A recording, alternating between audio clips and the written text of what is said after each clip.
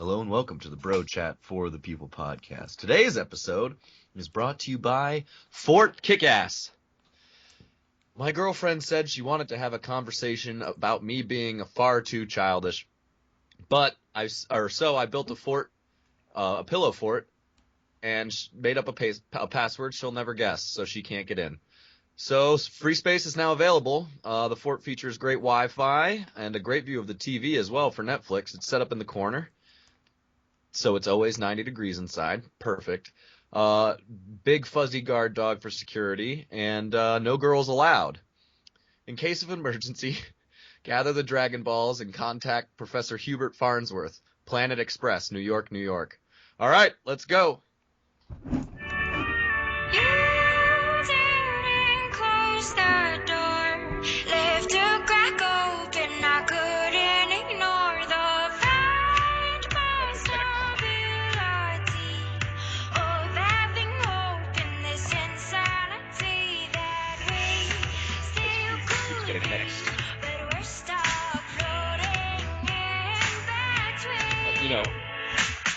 We move on. Yes. Ice Cube just keeps getting nixed. I thought we had a plan, Thomas. Well, we did have a plan, and then I hit skip because I was bored, and then I came across another song.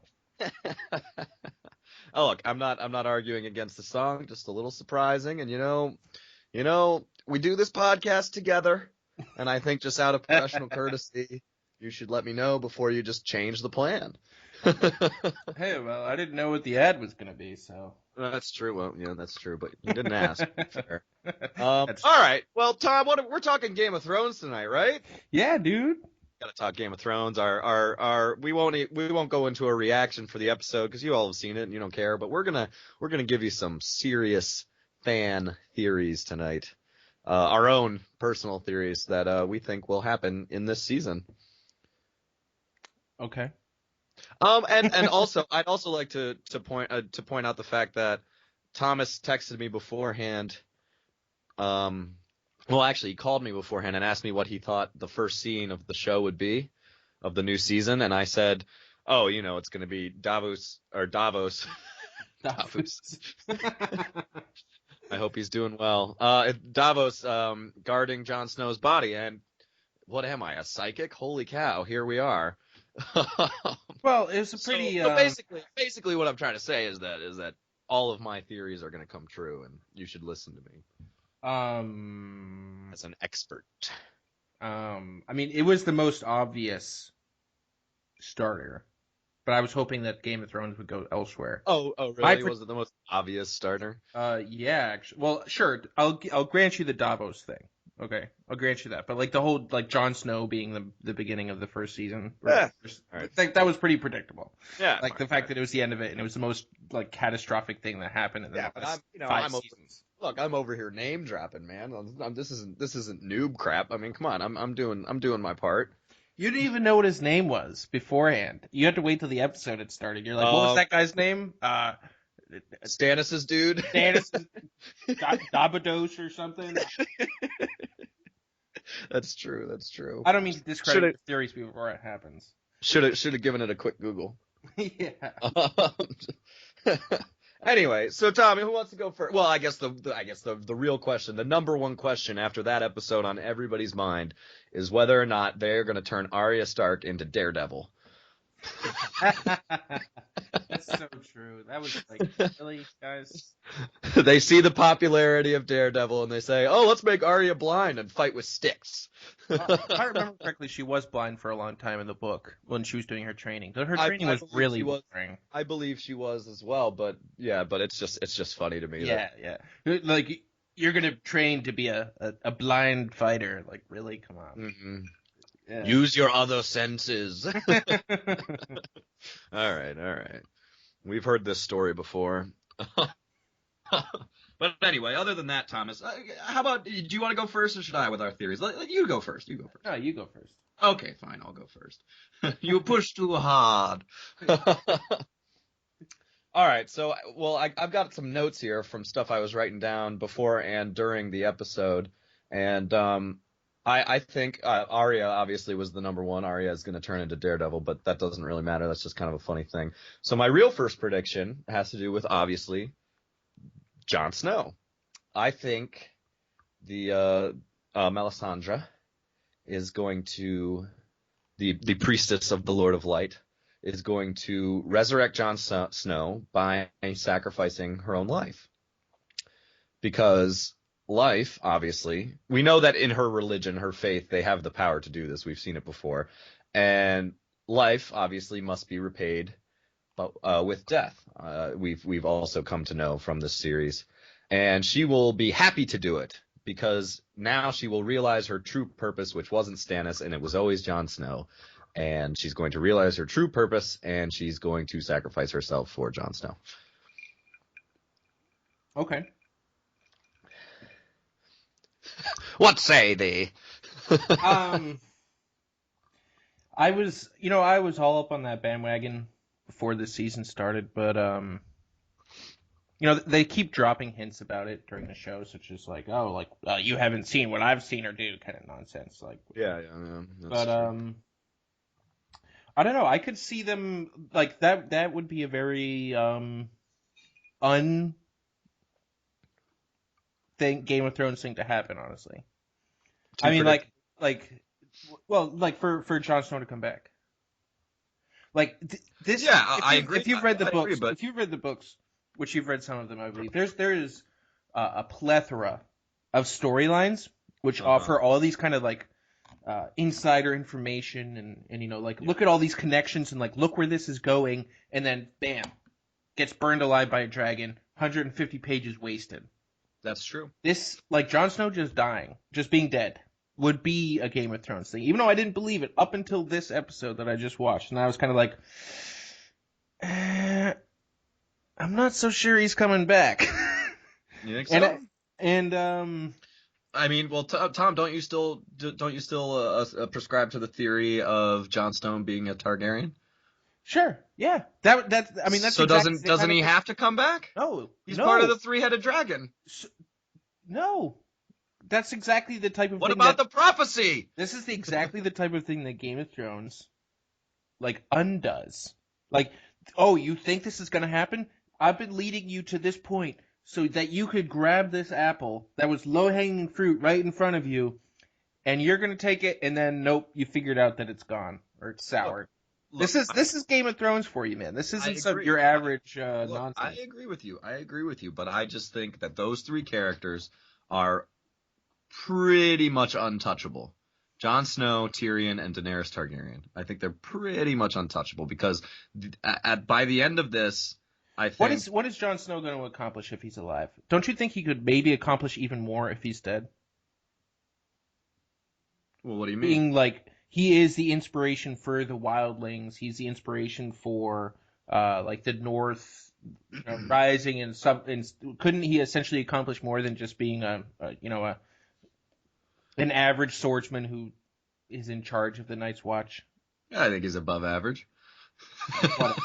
And I agree with that. I think he leaves the Night's Watch after he's resurrected, and he actually goes out and accomplishes quite a bit. Like what? Well, Thomas, there are 3 dragons, and every dragon needs a rider, a Targaryen to ride it. True. Every dragon needs its human. But doesn't it bother you that the dragons are just kind of like Aragon? I mean, aren't the dragons just kind of like Ex Machina though? Like every time there's a problem, like the writers or George R. R. Martin is stuck, and like, how do I move the plot forward? Dragons! That's what I'll do. Like, really? I don't know. I'm becoming kind of fed up with the dragons, honestly. Like, hey, man, I think, okay, so you're feeling what Butters is feeling in South Park. I get it. She needs to just, like, get control of the dragons, or they need to be killed. Like, one of the other. See, here's the... Not like Mother Nature coming in, ruining things for him. Like, really? Come on. It's like they never come when it's convenient, just like when it's least convenient. I don't know, but I mean, George just did nothing. Like he didn't finish anything, and you have a bunch of decent writers trying to fix the problem. Tom, your issue here leads me to another one of my theories about both. I guess it involves Daenerys, but not really, but mostly about Tyrion. You know what I'm going to say, right? Go for it. I'll let Okay. you say it. Well, okay, so Daenerys, we know this entire season she's not going to be back in Marine. She's going to be trying to get back to Marine this entire season. She's never going to go back, basically, until at least not this season. Maybe I hope the she last. doesn't go up. Like, why? Who gives a shit about Marine? Oh, I know. Right. Look, that's fine. It's all about Westeros. Like, the free cities are always going to be a giant garbage place. That's fine. But okay, so she's not going to get back this season unless it's in the final episode to like get her army and move. But Tyrion is there right now, and Tyrion is in charge, basically. And Tyrion is going to find out somehow that he's a Targaryen. How does that work? And Tyrion is going to. Who's the father? Father is Aerys. Aerys, you think so? He's the bastard. Which is why his family, another reason they killed his mother, obviously, or he killed his mother through childbirth, whatever. The other reason that his family actually really hates him is because he's not actually part of their family. He's a half brother. No, I think if they had known that, Tywin would have just murdered him as a child. You think so? Oh, okay, so maybe Tywin 100%. doesn't know it. That doesn't change anything for me really. Maybe I don't think Tywin- anyone knows it. That's fine. Okay, Tyrion's gonna find out that he's a Targaryen because I think with what we've heard and there not being too much left of this show, they're gonna move it along just a little bit. Tyrion's gonna find out that he's a Targaryen somehow. I think it's because he's gonna go down and try to find the dragons, and one of the dragons is gonna try to burn him alive, and he's not gonna burn or something like that. I think we already figured out that he burns, don't we? No. In the books. Oh, maybe. I'm having trouble remembering. Does he ever have a burn? He gets like caught up in the whole green wildfire thing that he set off.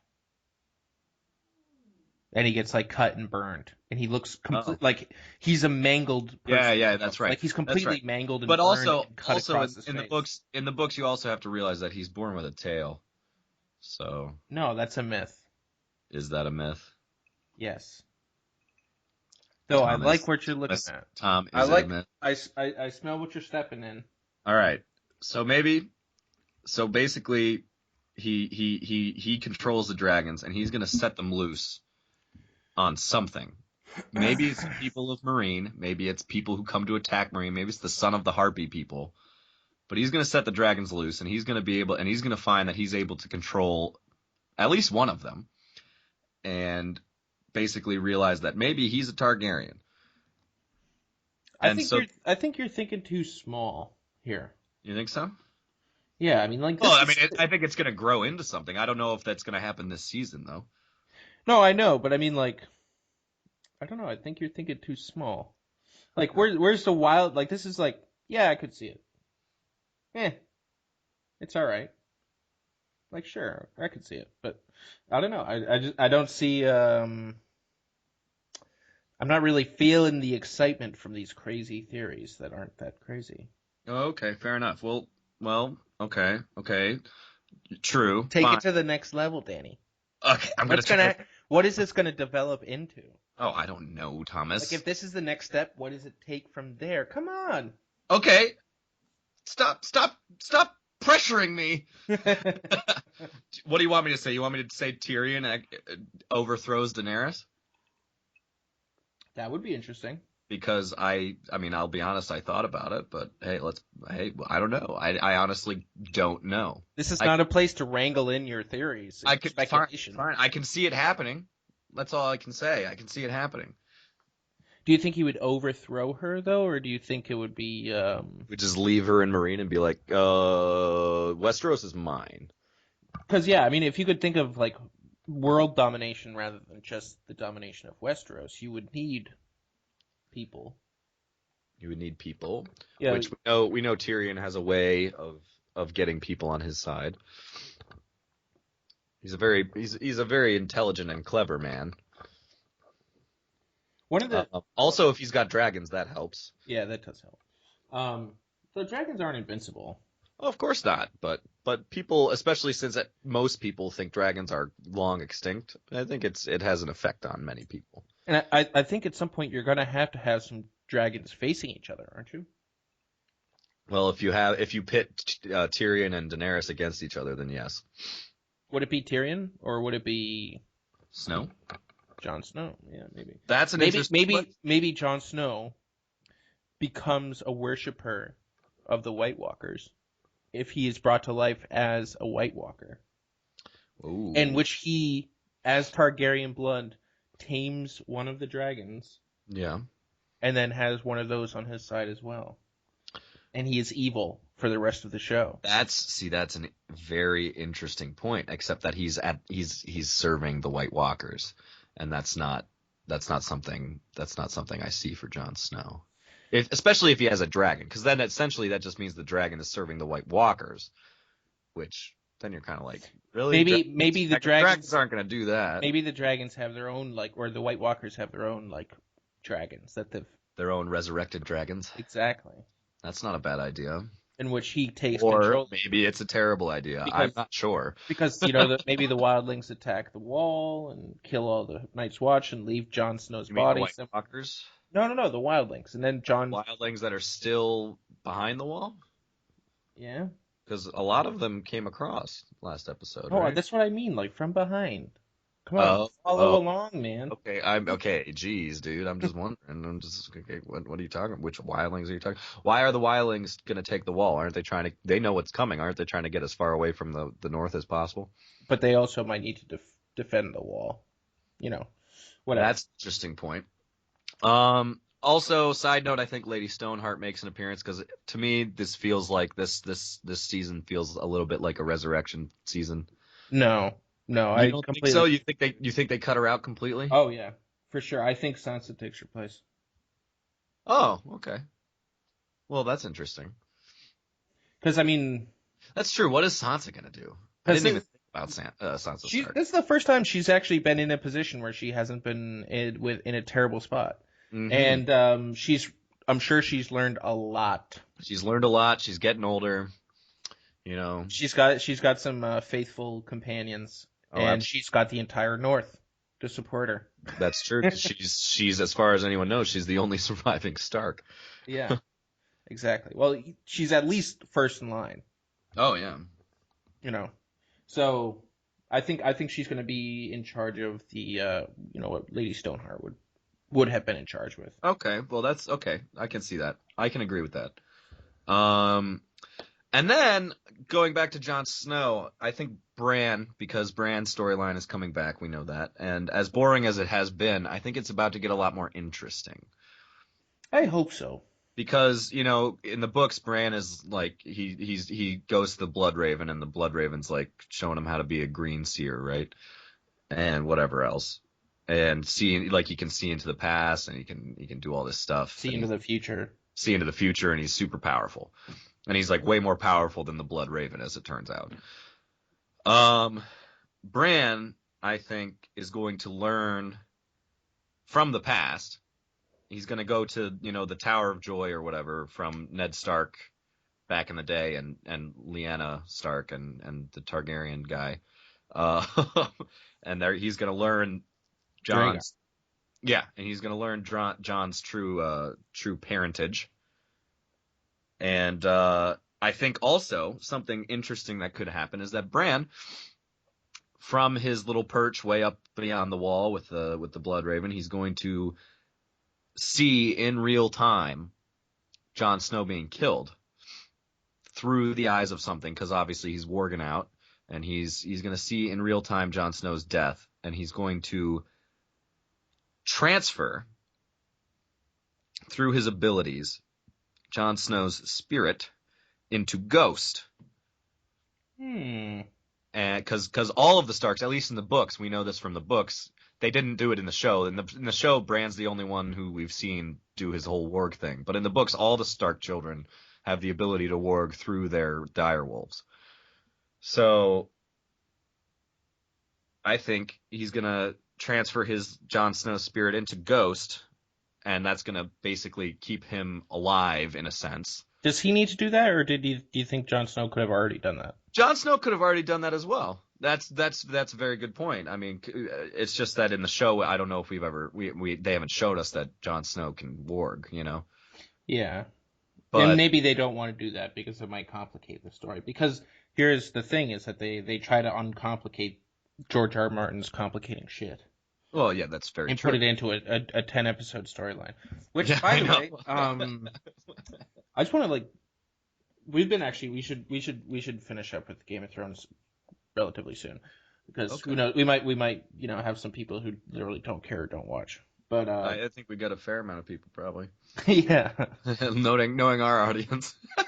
But I don't know, the whole like touching on every storyline, every single episode makes it happen that nothing happens in pretty much any of the episodes. I know. And you have, I mean, if you were to put together episodes 8, 9, and 10. Yeah, exactly. Focus But like, on if you were one to or put two or together three. one person's storyline, it would probably be about like 40 minutes throughout the entire season. But they spread it into like 5-inch segment or 5-minute segments. It's because there's so many damn characters. No, I know, and they've actually done a great job narrowing down the amount of characters. Like, Thank God they killed off some. Well, that's not even what I'm talking about. Like, just like simply eliminated them, like Lady Stoneheart. Just eliminated them. Or like Tristane, the guy that they killed today. Yeah. He had like 100 pages devoted to him in the book, or 150. And then it just ended up with him being burnt to death. And, the story was basically, in the show, was like, what about my son? And then it's like, I'm going to come kill you. I'm here to kill you. And then he's like, okay, well, I'm going to hurt you. And then she stabs him through the throat. I know. And that was it. It was 100 pages narrowed down, or 150 pages narrowed down to like 35 seconds of, showtime, which I thought was like, hell yeah. Yeah, thank Screw God. you, George R. R. Martin. Thank God. Like, well, we don't need to hear about Tristane. Like, who gives a crap? or Griff, whatever his name is. The one who's invading Westeros at the end of the 5th book as the last one of the last Targaryens. Yeah. Actually, I wonder, maybe he'll show up, but I doubt it. Forgot all about him. Yeah, I think they're probably just going to cut him all the way out. I think they're just going to stick with the characters they have now.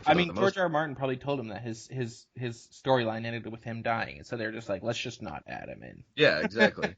I honestly think they're just gonna stick with most of the characters that they have now, and just kind of maybe add one or two along the way that don't really play that much into it. But as far as the TV show goes, I think this is just what they're going to keep going with. Yeah, they've got a formula for success, and they know it. With these characters. One last thing I want to run by you, because I don't know if I'm just being an idiot or not, but I think possibly Jaime kills Cersei. I don't see it. It's hard for me to see too, but Jaime's like going through this moral reawakening here, and then like Cersei's not going to be doing that, and well, we'll see what's up with her, because the books really didn't talk about it either. What happens to her after she has her, kind of atonement, and we've seen in the Game of Thrones a lot of people influenced by the gods. That's a lot of really powerful people influenced by the gods, and maybe this is, she is truly influenced by that. And I think they actually kind of gave us a glimpse of that in today's episode. Her willing to show her weakness. Yeah. Kind of like swallowing her pride. Yeah. She was able to kind of like defeat it. And maybe, she'll still do some terrible things and make bad decisions, but like I don't think it'll be on the same level as it was before. Oh. Versus Jaime, who I think might be more. After watching his daughter die. Yeah, he might be more inclined to something like vengeance than maybe she is. She's kind of just resignation to the gods. Do you think maybe Jaime, I know this is this doesn't necessarily do anything for the whole story arc as a whole, but Jaime actually becomes a decent swordsman with his left hand finally, and goes and kills the mother and the 3 sisters, the snakes, the serpents, whatever they are. Can't remember their names. In Dorne. Someone's got to kill them. Yeah. They have to die. It's just simple as that, but I don't know. It might be Jaime. Ooh, it might be Jaime. It could be Tyrion's old buddy. Could be. Tyrion's bodyguard dude? Yeah, could be. I can't remember his name either. Shoot. There are just too many. But yeah, whatever. I mean, that doesn't matter. We can move on from this now if you want. All right, yeah, let's make a note of this time. We'll put it in the description for people who don't want Game of Thrones. Yeah, It's like that's fair. 25 minutes, 24 minutes, 23 minutes, something along that line. Something. Anyway, so move on. Let's move on to the next most interesting thing. Well, yeah. So the Celtics have tied the series up 2-2. Celtics have tied the series up. Big overtime win today. Even though Paul Millsap went off for 45 points. Although I will say that through 3 quarters, Paul Millsap had 41 points, and then Brad Johnson made the very bold decision, I thought. Not Brad Johnson. Brad Stevens. I was like, Brad Stevens. First it was Greg Stevens, now it's Brad Johnson. Brad Stevens made the very bold decision, I thought, to put a 6'4" shooting guard on a 6'9" power forward for the fourth quarter, and in Marcus Smart. And Marcus Smart pretty much shut him down for the rest of the game and OT. And it was just beautiful coaching to watch, I thought. Just excellence. Sure. And and it was a lot of fun. It was a great game, close to the very end. Obviously OT, until OT basically. Celtics outscored the Hawks 12-3 in OT, so that was nice, but good for the old heart, the old ticker. But I mean, that last 5 minutes scared me. Absolutely. And oh my gosh. Thank the Lord. Thank the Lord for Pillowhead. Am I right? Mm-hmm. Me and my brothers, we practice Pillowhead. We put a pillow on during important parts of sporting matches. Normally we only ever do it for the Red Sox and the Patriots, but it clearly works for the Celtics too. Yeah, they had I don't know, just the way they played in the last 3 or 4 or 5 minutes wasn't. And the amount of turnovers they were in control of the game, and they essentially blew it. Luckily they got hot again in overtime, but yeah, absolutely. We'll see who if because now what is it 2-3-2 in the NBA?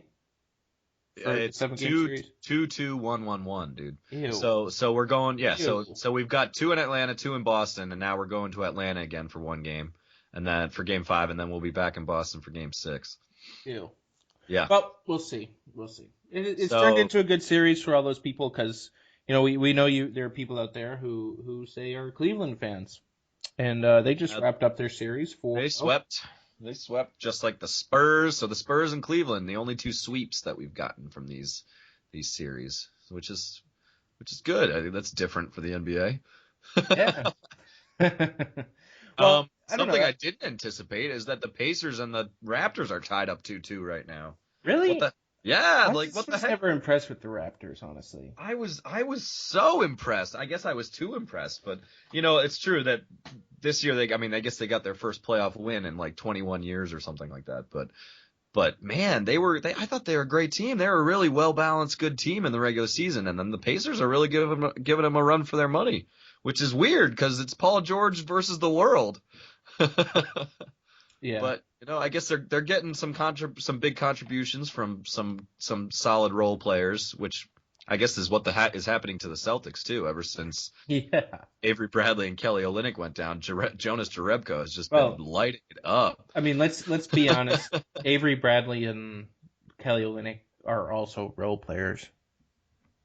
Okay, I will give you Kelly Olynyk is, but here's the thing. Part of what makes our offense so potent, which it was during the regular season, as inconsistent as it was, we were a top 7, I think, scoring team in the NBA. And that was all predicated on Isaiah Thomas's ability to get to the basket. And when your 2 best 3-point shooters in Avery Bradley and Kelly Olynyk are not playing, that makes it really hard to get to the basket and really hard to spread the floor and space the floor. And especially when you take into account the Celtics are already not a very good 3-point shooting team, when you have Kelly and Avery in the lineup, I think they're 28th in the NBA out of the 30 teams. And then with Kelly and Avery out, they're last place. So I mean, like these are two good pieces that you actually do need so that Isaiah Thomas and Evan Turner can do their thing where they penetrate and kick or penetrate and score and all that. Yeah. But Jonas Jerebko has added a lot. He's stepped up big time. I wanna shout out to Jonas right now, and also Marcus Smart for actually scoring I don't know. That's generous. He's had some, like, just picturesque Marcus Smart Oh, I know. Oh, I know. moments. Like Trust me. today in this game, whatever it was, like, he had a fantastic block. Oh, yeah. And then comes down the court, gets the ball, drives to the hoop, and does, like, a 360 spin in the air and, like, just, like, throws it wildly up in the air. And it just, I like, know. falls, like, just lists slowly to the right and just, like, falls into the I next know. defender's hands. It's like, oh my gosh. I remember that. Oh, so funny, and it's so Marcus Smart. You take the bad with the good because the good is really good. Let me just okay. I do want to because he stepped up. I think he was the real important X factor today because obviously there's his defense. Dude, I think it was Jerebko. Okay, no, okay. I won't say no to Jerebko either. He had another double double, his second double double in a row. He had 3 threes. But Marcus Smart had 20 points tonight and 8 rebounds and a couple steals, 5 assists, and he shot well. He was 7 out of 15, but it was just those couple moments where he was kind of like, "Oh, Marcus, like don't you shoot that ever again." Like like he hit a 3 like with a man in his face and it was just like the luckiest thing that we've ever seen Marcus Smart do, and then we're just like, "No, no, no, no, no." Oh, okay. Good shot, Marcus. Now don't do it ever again. Yeah. And so I will say that, I mean, look, he stepped up, but obviously, and when it comes to Marcus Smart's offense, I mean, he plays offense like he's playing defense on himself. I mean, Sure. No, I it's, know, I it's know, I tough to know. watch sometimes. Um, I just want to say one thing, and then we'll move on from the Celtics because people Hmm. don't care. I think the reason I said Jerebko was because the Celtics were struggling in the last 5 minutes, Oh yeah, and they had some decent defensive possessions. The calls weren't going their way. Terrible offensive possessions, yeah. and like this Jerebko guy, like really, like Hmm. this is your guy that with The 2 minutes, the two best that minutes. Sweden has to offer. I mean, like with 2 minutes left in the game, you pop it out to him, and he just like steps up and knocks down a three to like put you I back up know, by 4. Like I was just like, I this know. guy, this Oh guy. no, I'm telling you, the last 2 games, because I watched almost every single Celtics game this season, but the last 2 games, and Jerebko was always kind of a role bench player, got 17 minutes a game, something like that, 15 minutes a game. The last 2 games since Kelly and Avery have been out, and Jerebko was inserted into the starting lineup because they needed that stretch four and that shooting ability. He has these are the 2 best games I think of his entire career. And it's Same. been wonderful to watch, and I'm just so happy that he's here. Yeah. Anyway, what should we touch on for the rest of this? Who else do we need to talk about? Well, Cleveland, their sweep. I don't know who they're playing next round. Oh, just how funny it is that it seems like whenever you watch Houston play, it's like the entire team just hates every single other member of the team. Houston. Yeah, Houston. Okay. It's sad. James Harden and Dwight Howard and Corey Brewer and Josh Smith and Michael Beasley. Oh, they just all hate each other. They were so mad when James Harden hit that game winner to win that one game because that means the series goes an extra game and they still have to play again or play with each other. That's so true. That's so true. I mean, yeah, they're look, for all Chicago and Cleveland fans and who else knows what, like, look, your team didn't have interesting series. We'll probably talk about it later, except for the Blues Blackhawks. Blues, Blackhawks. There's only 2 series left in the NHL. Still haven't wrapped up the first round. Yeah, Dallas took out Minnesota. Minnesota gave them a run for their money. I give them credit. Yep. But And the Capitals put away the Flyers, and actually yeah. the Islanders upset the Panthers, which is kind of a Uh-huh. big deal.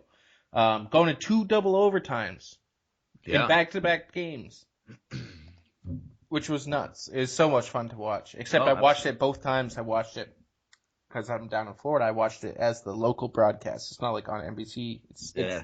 something Nice. else is on Sports Network. So I watched it the local broadcast, and the guy was hilarious. I loved the announcer, but both times it ended with a Florida loss in the double overtime.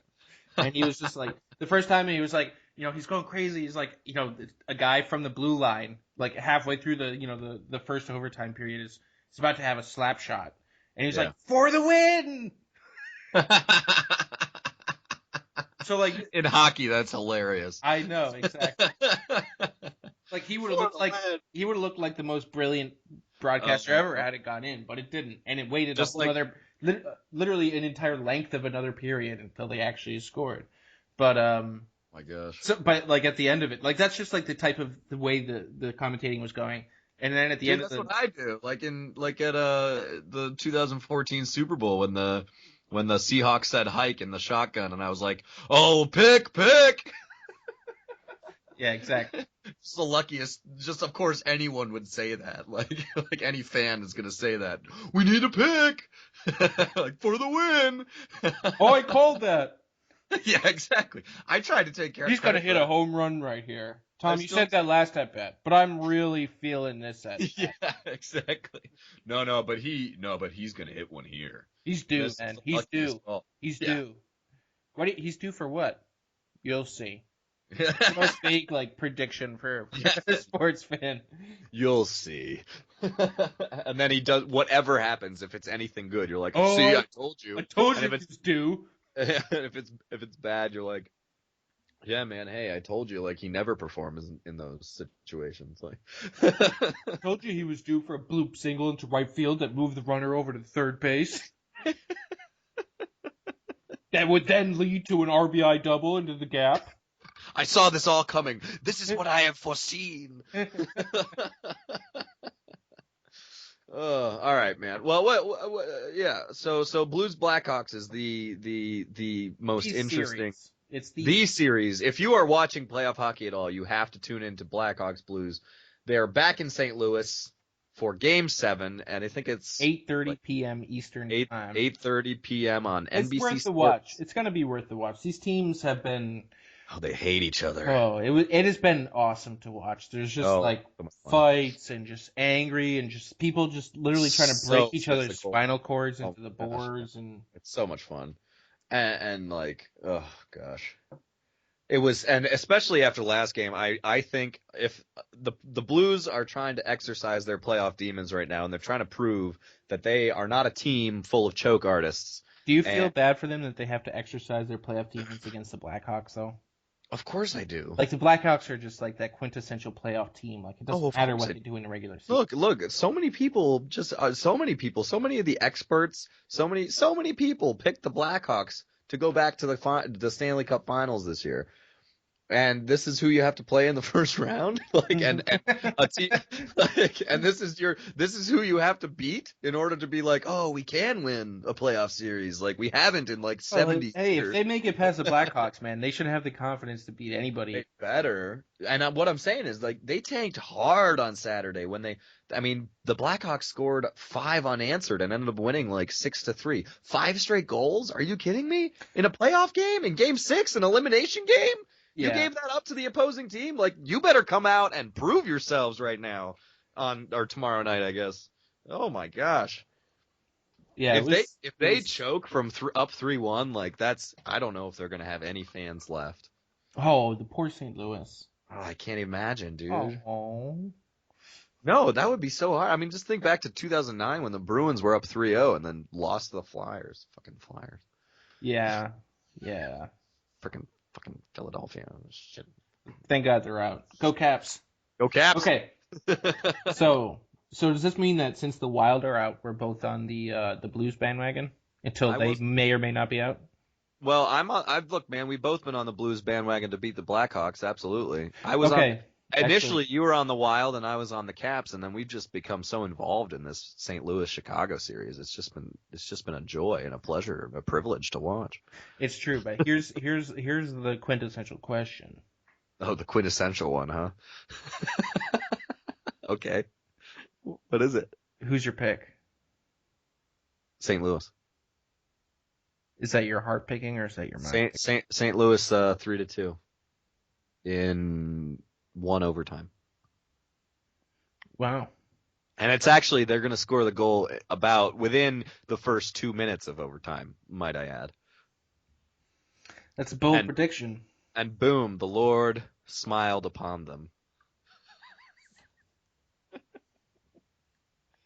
And then, you know what? If they win that series, I'm not ready to say that they're going to go all the way to the finals, but man, they better have some. They are going to be like, oh my gosh, like we just beat the Blackhawks do It is. this. Yeah. And the Blues have got a great team. But, man. Dude, you know how much I love the Blues. Oh, yeah. Their defense is amazing. Oh, yeah. Are you picking the Blackhawks right now? I think I'm picking the Blackhawks. You're picking the Blackhawks to go three in a row because you are scared. I have post-traumatic stress disorder from the Blackhawks. You are setting yourself up. I've seen this happen before. You are setting yourself up for disappointment on purpose because you don't want to be too disappointed when the Blues actually lose and you say, "Oh, I saw it coming." You know me too well. This is classic. This is classic Tom Shepard. You know me too well. I just assume that whatever team I'm rooting for is going to die. And they're going to lose no matter what the situation. Oh, and in my defense, I get like really emotionally involved in things. Like, so what are you talking about? You're the only one. No, but come on. Screw you, you're the only one. No, but why get out of here. I'm over here crying. Why should I care whether the Blues beat the Blackhawks? Why should I personally care in my life about whether the Blues beat the Blackhawks? You shouldn't. It will literally ruin my week if the Blues. I know, because you have made a decision. I will be depressed. This is the team you are rooting for, and this is a team that you want to see succeed. But they're gonna fail. Stop acting like you're the only one here who does this podcast who feels this way about sports in general. Get out of here. It's so much easier just to expect failure. Cry me a river and play the world. I envy those Cleveland fans. Just expect failure all the time. They never get too depressed. Oh, they don't know what winning's like. Dude, but how about the Caps? Can I just say that Brandon Holtby is probably the hottest goalie in the league right now in the playoffs. And when you take into account the fact that they've got Nicholas Backstrom, John Carlson, Alexander Ovechkin, TJ Oshie, Justin Williams, Mike Richards, like how can they lose? What the hell? Like how can they lose? But hey, we'll find out because they are the Washington Capitals and they always lose. Yeah, exactly. Like just things go wrong. But just looking, dude, if you just look down that roster, this is like one of the most talented hockey teams I've ever seen. And I mean, it showed at least in the regular season. It's kind of like a Warriors situation this year. I mean, they had 55 wins? It was insane. Yeah, they did. I mean, they had a great season, dude. No deny that. They had one of the best seasons at 56 wins, 18 losses, 8 overtime losses. They had one of the best seasons in recent memory. Okay. The only other team with 50 wins this year was Dallas, and they had 50 wins. They had the most points of any team by 11. They had 120 points this season. It's insane. This is crazy. And their goal differential was 59, tops in the league. Like they should be the clear favorite to win the Stanley Cup Finals, but they're not because they're the Washington Capitals, which are the Blues of the East, pretty much. Oh gosh, it's so funny. But the Blues, man, they're gonna pull it out tomorrow. They're gonna pull it out. It's gonna be a tight game, but they're gonna pull it out. You know what the over/under is on this game? I don't. 5. Does that surprise you? 5 goals scored by both teams total? Yeah. Well, I just predicted 3-2. Yeah, I know you did, but I know you're just pulling that shit out of your ass. So.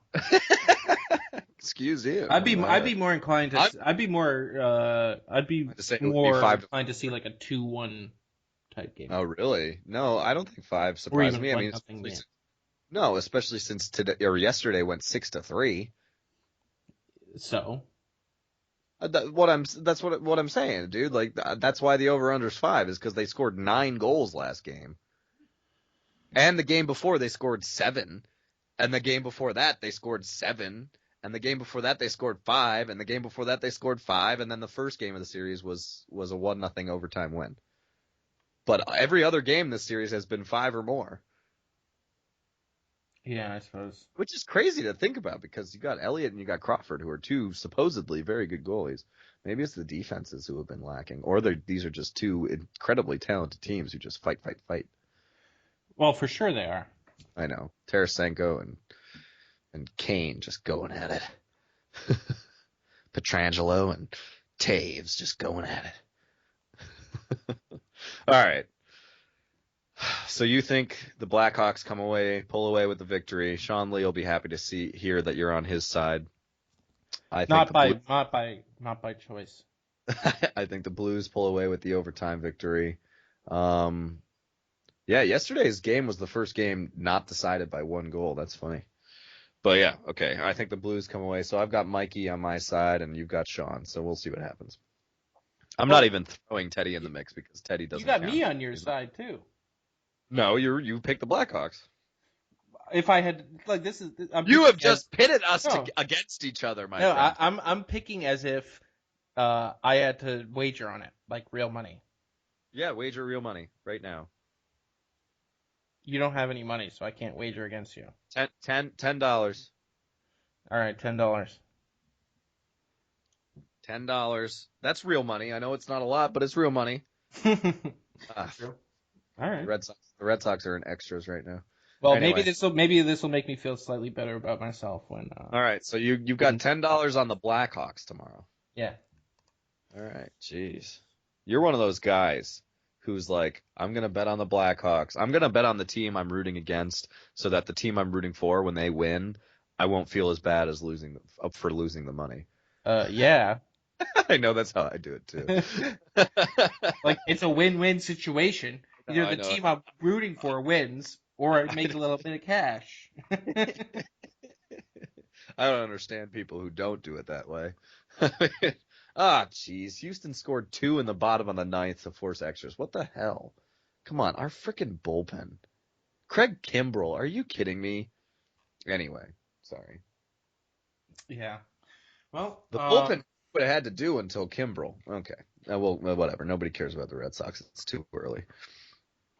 It is too early. It is too early to actually It's not too early to pay attention and stuff, but it's a little too early to get emotionally involved. You know what I mean? That's true. Like it's too long of a season to be emotionally invested, like heavily emotionally invested. Like you can pay attention, you can watch games here and there, like stuff like that. But like start worrying about losing a game or like a blown save or like a pitcher having a bad start. Like I will say if he strings together 5 bad starts in a row, like okay, yeah, then you can start talking about it. But like a bad start in April, like come on.